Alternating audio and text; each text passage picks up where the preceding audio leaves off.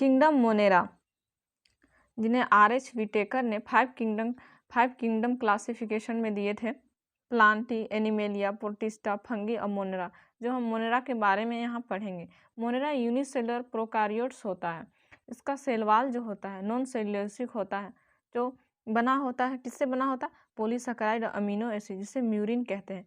Murine, अगर हम बोलेंगे कि मोनेरा का सेलवाल कैसा होता है, तो किस चीज़ से बना होता है, तो हम क्या बोले? पॉलीसैकेराइड और अमीनो एसिड, जिन्हें हम क्या बोलते हैं? म्यूरिन कहते हैं। तो मोनेरा का सेल वाल को क्या कहते हैं? म्यूरिन कहते हैं।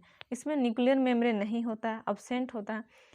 मेन मेंबर या सोल मेंबर एनसीईआरटी का लाइन है, जिन्हें मेन मेंबर भी कहते हैं। वो किसमें होता है? बैक्टीरिया, जैसे बैक्टीरिया।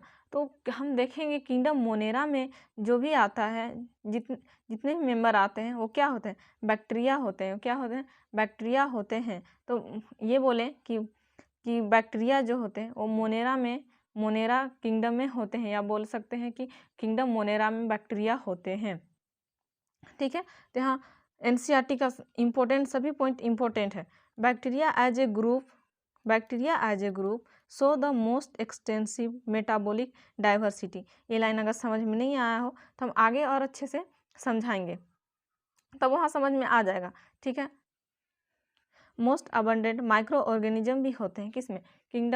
मोनेरा किंगडम में। ठीक है, फिर जो मोनेरा किंगडम है, यानी कि बैक्टीरिया जो है, उसको सबसे पहले डिस्कवर जो किए थे A.V. ल्यूवेनहुक ने। कौन? A.V. ल्यूवेनहुक ने। मोनेरा को सेफ के बेसिस पर उसको 4 कैटेगरी में डिवाइड किया गया है। जो कोकस बैक्टीरिया, इसका सेफ होता है एस्पेरिकल, स्पेरिकल होता है इसका सेप। फिर बैसिलस जो होता है बैक्टीरिया, इसका सेप होता है रोड सेप। इसमें क्या होता है? स्पोर होता है। इसमें क्या होता है? रोड सेप में स्पोर होता है। फिर विब्रियो, जिसका सेप होता है विब्रियम। ठीक है, जिसका सेप होता है विब्रियम, कोमा जैसा। ठीक है, कोमा जैसा इसका सेप होता है। स्पाइरिला, इसका सेप होता है स्पाइरल। इसमें फ्लैजिला होता है दोनों साइड। मोनेरा जो है मोस्ट न्यूट्रिशन डाइवर्सिटी होता है। मोनेरा क्या होता है? मोस्ट न्यूट्रिशन डाइवर्सिटी होता है। मोनेरा मोस्ट न्यूट्रिशन डाइवर्सिटी, ये इम्पोर्टेंट है। ठीक है,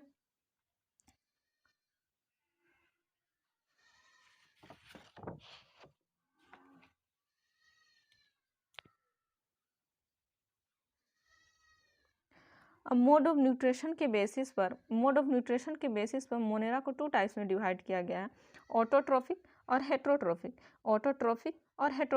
ऑटोट्रोफिक को जो अपना फूड खुद बनाता है, अपना भोजन खुद से बनाता है। हेट्रोट्रोफिक को जो अपना भोजन खुद नहीं बनाता, वो अपना फूड खुद नहीं बनाता है, दूसरों पर डिपेंड होता है। ठीक है, ऑटोट्रोफिक के 2 टाइप्स होते हैं, कीमोसिंथेटिक और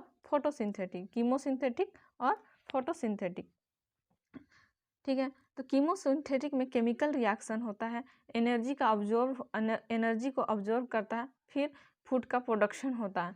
ठीक है, और फोटोसिंथेटिक में लाइट को ऑब्जर्व करता है, उसके बाद फूड बनाता है, अपने लिए ये खाना बनाता है लाइट को ऑब्जर्व करके, जिसे कहते हैं ऑटोट्रोफिक। यानी कि अपना भोजन ये खुद से बनाता है, खुद पर डिपेंड है, दूसरों पर डिपेंड नहीं है, तो अपना भोजन ये खुद बनाता है। इसे क्या बोलते हैं? ऑटोट्रोफिक। अब है हेट्रोट्रोफिक में एक सेप्रोफाइटिक और एक पारासिटिक होता है। सेप्रोफाइटिक जो होता है डेड ऑर्गेनिक मैटर पर डिपेंड होता है। सेप्रोफाइटिक किस पे डिपेंड होता है? डेड ऑर्गेनिक मैटर पर डिपेंड होता है। और पारासिटिक जो होता है, पारासिटिक लिविंग पर डिपेंड होता है, ठीक है, किस पे डिपेंड होता है? लिविंग पर डिपेंड करता है। अब हम इसमें कंपेयर करेंगे कि सेप्रोफाइटिक और पारासिटिक में कौन ज़्यादा होता है। ये लोग दोनों हेट्रोट्रोफिक ही है, बट सेप्रोफाइटिक ज़्यादा होता है, पारासिटिक ज़्यादा होता है। तो हम देखेंगे कि सेप्रोफाइटिक ज़्यादा होता है पारासिटिक की तुलना में। अब मोस्ट अबंडेंट बैक्टीरिया क्या है? Heterotrophic bacteria. तो सबसे ज़्यादा बैक्टीरिया कौन है? Autotrophic, heterotrophic? तो हेट्रोट्रोपिक बैक्टीरिया। ठीक है, अब यहाँ देखेंगे बैक्टीरिया का स्ट्रक्चर सिंपल होता है जबकि इसका बिहेवियर कॉम्प्लेक्स होता है। बैक्टीरिया का स्ट्रक्चर सिंपल होता है बट इसका बिहेवियर कॉम्प्लेक्स होता है। अब देखेंगे ये किस बेसिस पर बोला गया है, किसके अकॉर्डिंग कहा गया है। ठीक है, देखिए बैक्टीरिया का सिंपल स्ट्रक्चर होता है जबकि हम प्रोकार्योटिक सेल का बात किया गया। प्रोकार्योटिक सेल में बैक्टीरिया का स्ट्रक्चर सिंपल होता है, वही देखेंगे हम यूकार्योटिक सेल में, तो वहाँ पर यूकार्योटिक सेल में वहाँ पर कॉम्प्लेक्स स्ट्रक्चर होता है। क्यों होता है? क्योंकि वहाँ पर ऑर्गन सेल्स बहुत ज़्यादा आ जाते हैं, ऑर्गन सिस्टम, बहुत से ऑर्गेनेल्स उसमें शामिल हो जाते हैं, जिसकी वजह से क्या होता है, वो कॉम्प्लेक्स स्ट्रक्चर हो जाता है। लेकिन प्रोकार्योटिक में क्या होता है, सिंगल होता है, यूनिसेलुलर होता है, इसके वजह से क्या होता है, सिंपल होता है। यूकार्योटिक तो मल्टी सेलुलर होते हैं। ठीक है, तो बैक्टीरिया का स्ट्रक्चर जो होता है प्रोकार्योटिक, बैक्टीरिया का सिंपल स्ट्रक्चर किस में होता है, प्रोकार्योटिक सेल में, और कॉम्प्लेक्स बिहेवियर किसके बेसिस पर बोला है, न्यूट्रिशनल डाइवर्सिटी में कॉम्प्लेक्स बिहेवियर होता है। अभी हम जस्ट पढ़े कि इसका मोड ऑफ न्यूट्रिशन में कि ऑटोट्रोपिक हेटरोट्रोपिक, इसका कितना डिफ़िकल्ट था, इसका अपने से मतलब इसका फूड बनाना कितना हार्ड था, इसका डिफ़िकल्ट था, है ना। इस न्यूट्रिशन का डाइवर्सिटी के बेसिस पर बोला गया है कि कॉम्प्लेक्स बिहेवियर था इसका। ठीक है, कोई अलग बिहेव कर रहा है, कोई अलग बिहेव कर रहा है ना, तो किसके बेसिस पर, न्यूट्रिशन डाइवर्सिटी के बेसिस पर बोला गया कि इस बैक्टीरिया का कॉम्प्लेक्स बिहेवियर होता है।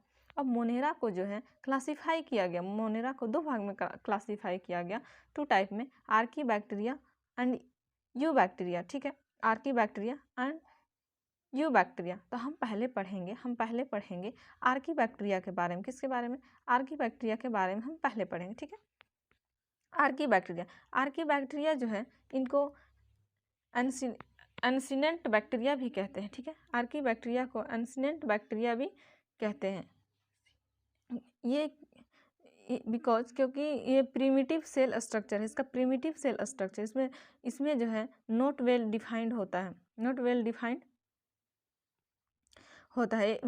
नहीं होता है। ठीक है, ये सर्वाइव कर लेता है, ये सर्वाइव करता है कैसे, एक्सट्रीम कंडीशन में सर्वाइव कर लेता है। आर्की बैक्टीरिया जो है, एंसिएंट बैक्टीरिया जो है, ये क्या वो करता है कि ये एक्सट्रीम कंडीशन में भी क्या करता है, सर्वाइव कर लेता है। एक्सट्रीम कंडीशन में भी क्या करता है, सर्वाइव कर लेता है, या रह लेता है। ठीक है,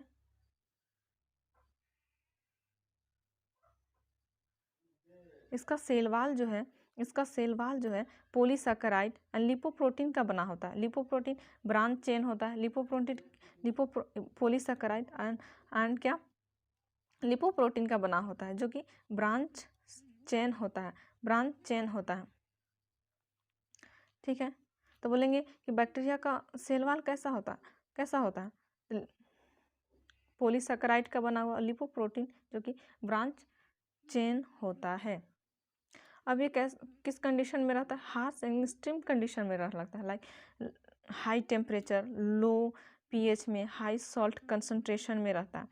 ठीक है, अब हम इसमें पढ़ेंगे मिथानोजेन के बारे में, हेलोफिल्स के बारे में, थर्मोएसिडोफिल्स के बारे में। और एक इम्पोर्टेंट बात, बैक्टीरिया को ओल्डेस्ट लिविंग फॉसिल कहते हैं। किस बैक्टीरिया को, आर्की बैक्टीरिया को क्या बोलते हैं, ओल्डेस्ट लिविंग फॉसिल। क्यों, यहाँ पर हम बताएं कि प्रिमिटिव है, ये पहले आया है, प्रिमिटिव सेल स्ट्रक्चर, इसका सेल स्ट्रक्चर कैसा है, प्रिमिटिव है, इसलिए तो ये पुराना हो गया, तो इसे ओल्डेस्ट लिविंग फॉसिल कहते हैं,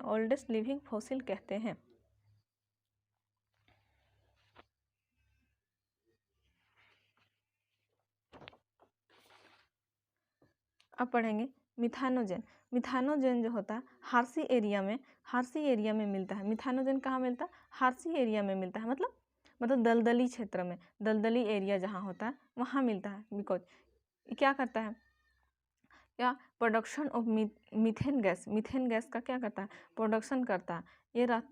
ये कहाँ रहता है, एरोबिक कंडीशन में रहता है, एनारोबिक कंडीशन में रहता है, लैक ऑफ ऑक्सीजन।